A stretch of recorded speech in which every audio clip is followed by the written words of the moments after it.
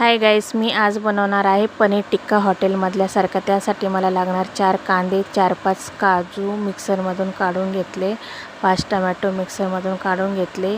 तेल गरम झालेलं आहे, त्याच्यामध्ये 1 चम्मच जिरा, अर्धा चम्मच हिंग टाकून पिसलेला कांदा टाकून द्यायचा।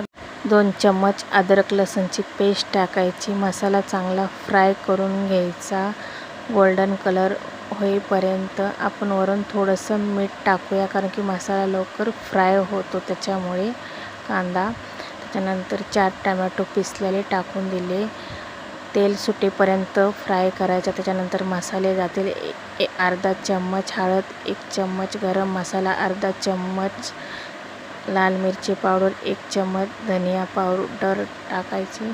चांगला मसाला तेल सुटेपर्यंत फ्राय करायचा।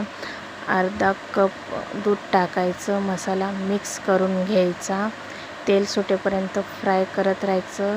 बाजूला मी कांदा आणि शिमला मिर्च स्क्वेअर टाईप कट करून घेतलेला आहे, हलके फ्राय करून घेतले मी।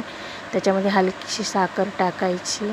त्याच्यानंतर मसाला फ्राय करून घ्यायचा परत। त्याच्यानंतर थोडीशी कस्तुरी मेथी जाईल, नंतर परत थोडंसं फ्राय करायचं। तुम्ही नक्की एकदा ट्राय करा, घरी तुम्हाला आवडेल। त्याच्यानंतर कांदा आणि शिमला मिरची फ्राय केलेले टाकून द्यायचा।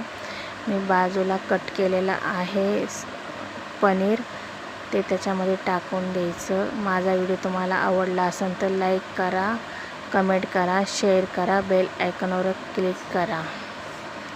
तुम्ही बघू शकतात किती सुंदर झाले। वरून कोथिंबीर चिरून टाकायची।